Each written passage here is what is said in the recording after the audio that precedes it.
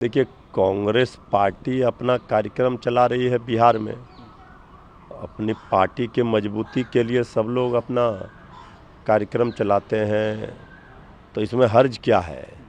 तो सबको पता है कि बिहार में महागठबंधन महामजबूत है और महाविजय करेगा। तेजस्वी यादव जी मुख्यमंत्री का चेहरा है बिहार में।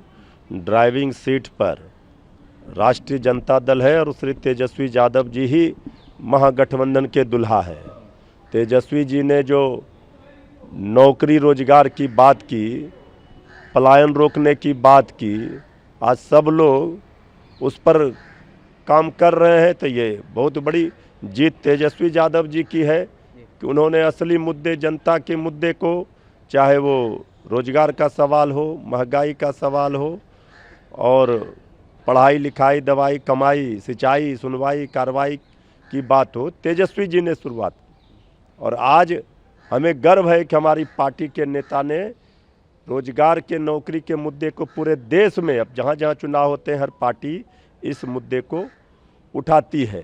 तो तेजस्वी जी ने स्पष्ट रूप से बिहार की बेहतरी के लिए जो रोड मैप तैयार किया है, माई बहन मान योजना में 2500 रुपया देंगे प्रत्येक महीने माताओं बहनों को, पेंशन योजना बढ़ाएंगे, किसानों के लिए, मजदूरों के लिए, दलितों वंचितों के लिए, सबके लिए जो उन्होंने कहा है कि उनकी सरकार बनेगी तेजस्वी जी के नेतृत्व में महागठबंधन की, तो क्या हम काम करेंगे इसका ब्लूप्रिंट बताया है। तो कांग्रेस पार्टी हमारा सहयोगी है, कांग्रेस पार्टी को भी अपनी मजबूती के लिए काम करना चाहिए। तब्बू राणा जो आतंकी है, जिसे प्रत्यर्पित करके लाया गया है, उस पर आपसे पूछना चाहेंगे। 18 दिन की पहले तो न्यायिक हिरासत में, एनआईए की हिरासत में उसे भेज दिया गया है और अमेरिका ने भी कहा है कि मिलकर आतंकवाद से वैश्विक रूप पर लड़ेंगे भारत के साथ मिलकर। देखिए, आतंकवाद से लड़ेंगे ये तो सब लोग कह रहे हैं।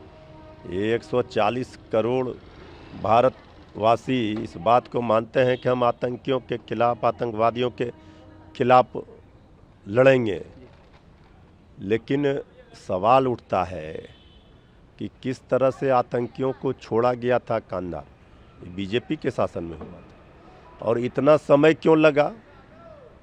आखिर 16 वर्ष 11 वर्ष से ये सरकार में है बीजेपी, तो अभी इसका श्रेय लेने का प्रयास, हम तो कहते हैं कि सरेआम फांसी लगनी चाहिए आतंकियों को, आतंकवादियों को, लेकिन ये आतंकवादियों को लाने और पकड़ने और आतंकवादियों पर कार्रवाई में भी वोट खोजते हैं बीजेपी के लोग।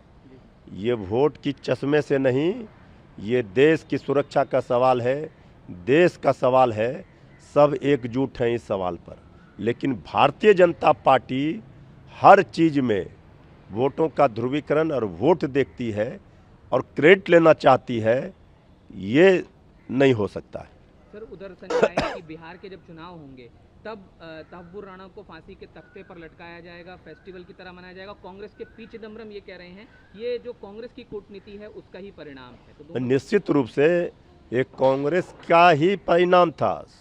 ये मोदी जी की सरकार तो अभी 10-11 वर्षों से है, लेकिन क्रेडिट लेने में तो बीजेपी चालाक है और क्रेडिट लेना चाहती है हर चीज़ का। जनता सब देखती है। और बिहार के चुनाव का जहाँ तक सवाल है, बिहार की जनता सब जान चुकी है बीजेपी का चाल चरित्र चेहरा। बिहार की जनता तेजस्वी यादव जी को परख चुकी है, देख चुकी है कि उन्होंने नौकरी की किस तरह भरमार कर दी जब डिप्टी सीएम के रूप में आए, किस तरह से काम किया शिक्षा और स्वास्थ्य के क्षेत्र में, पर्यटन के क्षेत्र में, बिहार की बेहतरी की बात कर रहे हैं। तो बिहार के चुनाव में बीजेपी का ये सब एजेंडा चलने वाला नहीं है और बीजेपी वहाँ बिहार की चुनाव में औंधे मुंह गिरेगी। बीजेपी का वहाँ बिहार के चुनाव परिणाम के बाद से ही उल्टी गिनती शुरू हो जाएगी। प्रशांत किशोर की एक रैली हो रही है बदलाव को लेकर, क्या? देखिए, बीजेपी के बी टीम बनकर सी टीम बनकर वहाँ बहुत लोग घूम रहे हैं। अब बीजेपी ये सब कर रही है इसलिए कि तेजस्वी यादव जी से वहाँ राजनीतिक लड़ाई नहीं लड़ पाएगी, न जीत पाएगी। ये उनको अच्छी तरह पता है। बैसाखी पर है वहाँ आदरणीय नीतीश कुमार जी के साथ तो बीजेपी इस तरह से चारों ओर से घेराबंदी कर रही है, बहुत तरह की पार्टियों को बना रही है, बहुत तरह के नेताओं से रैली करा रही है। तो ये सब जनता भी सब समझ रही है। ये बिहार की जनता है जो राजनीतिक रूप से किसी भी प्रदेश से ज़्यादा समझ रखती है। तो इसलिए ये लोग जो घूम रहे हैं, कभी आदरणीय नीतीश कुमार जी ने कहा था, केंद्रीय गृह मंत्री अमित शाह जी के कहने पर उनको जेडीयू में 2 नंबर की कुर्सी मिली थी। आज वो बदलाव की बात कर रहे हैं। तो मिले हुए हैं ये लोग, तो एक्सपोज हो चुके हैं छात्रों नौजवानों के बीच में, बिहार की जनता के बीच में। ये क्या रैली करेंगे।